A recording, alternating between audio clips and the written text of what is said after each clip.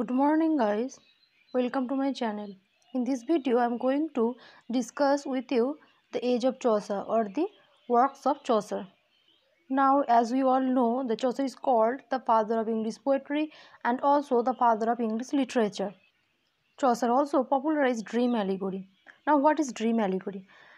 A dream allegory is an allegorical poem where the poet or the speaker often falls asleep and sees something in vision, like the Pearl poem. In the Pearl poem, we have seen that the narrator or the father of the deceased daughter mourns for his deceased daughter and falls asleep and sees in his dream that his daughter lives happily in heaven. Another dream allegory by Dante is Divine Comedy. Now coming back to Chaucer, let me tell you he introduced rhyme royal. Though Chaucer had introduced rhyme royal, but it is believed that the term has been coined from the works of King James I of Scotland, who wrote the poem King Square or the King's Book. Now coming to the rhyme scheme and the metrical pattern of rhyme royal, it is a 7-line iambic pentameter stanza rhyming ABAB Chaucer has also introduced Valentine poetry. The first Valentine poetry is the Parliament of Fowls that is written by Chaucer. Now let's discuss the works of Chaucer. The works are divided into 3 phases.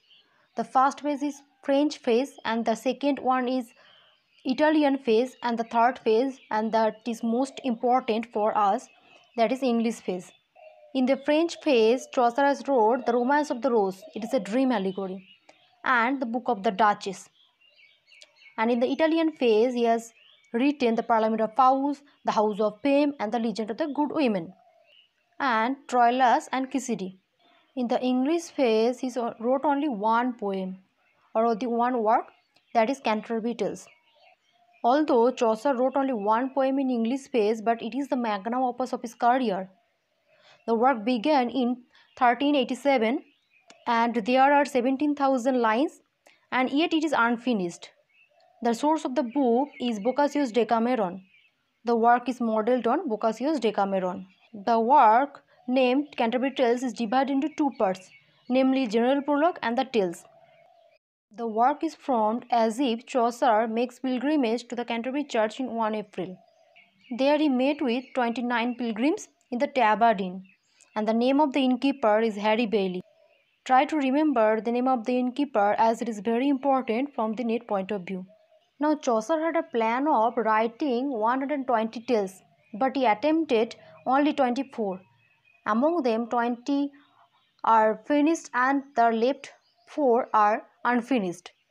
In this work, the tales told by Chaucer are the tale of Meliboeus and the tale of Certhopus. Prose tales in this entire piece are tale of Meliboeus that is told by Chaucer and the Parson's Tale told by Parson, who is a pilgrim. At the suggestion of the host of the Tabard Inn, namely Harry Bailey, suggests that each pilgrim is to tell 2 tales on the outward journey and 2 on the return. There are total 30 pilgrims. So according to the plan, each pilgrim would narrate 4 tales in their journey. And the judge is the host. Whomsoever the host judges to be the best storyteller will receive a meal of Bailey's tavern and the courtesy of other pilgrims. Now coming to the theme of the work, there are multiple themes. Among them, the corruption of the church and the importance of company and the perversiveness of courtly love are important. Now the first tale told by the knight, and his tale deals with the theme of courtly love. The characters in Knight's Tale are Theseus, Duke of Athens, and Artesite and Palamon, 2 knights and the brothers from Thebes, and Emily, Theseus' sister-in-law. The story tries to show the triangle formed between Artesite and Palamon and Emily, as the 2 brothers fall in love of Emily. The second tale is told by Miller. The host asks the monk to tell the next tale, but the drunken Miller interrupts. The characters of the tale are Nicholas, an improvised student, and Alison, landlord's wife. John, a carpenter, and Absalom, a young parish clerk. Now the third tale is told by the reeve. As he does carpentry, the reeve takes offense at the miller's tale of a stupid carpenter and counters his tale of a dishonest miller.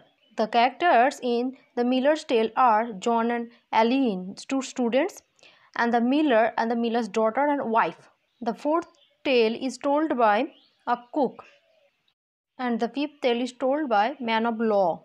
In the prologue of his tale, the man of law laments the miseries of poverty and remarks how fortunate the merchants are and says that his tale is one told to him by a merchant. The next tale is told by the wife of Bath.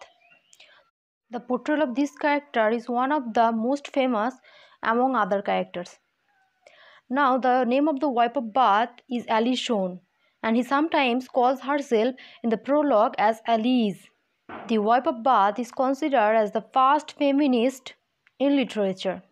Chaucer describes that she has 2 sets of clothes and she is married for 5 times, and the 5th husband is Jenkins.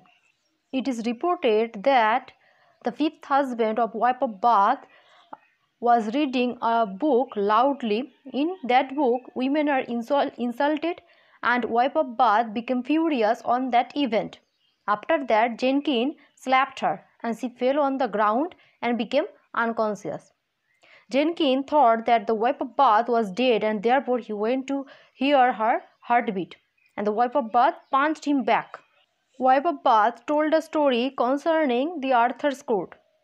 In that tale, a knight is accused of raping a fair young maiden. On the time of his judgment, Queen Guinevere, who is the wife of King Arthur. Now the queen intercedes on the knight's behalf and asks the king to allow her to pass the judgment upon him. The queen tells the knight that he will be spared in his life if he can discover for her what is that women most desire, and allots the knight a year and a day in which to roam wherever he pleases and return with an answer. In the course of his search, the knight falls in front of a group of maidens. Them, an old woman promised to help the knight. He gives the answer on the behalf of the knight that the women most desire the sovereignty over their husband, and she thus saves the knight. In the end, we have seen that the old woman has transformed herself into a beautiful woman, and the knight got engaged to her. So that's all for today. I will continue this session in my next video. If you find it interesting, please let me know in the comment section, and don't forget to subscribe my channel and hit the bell icon to get notified.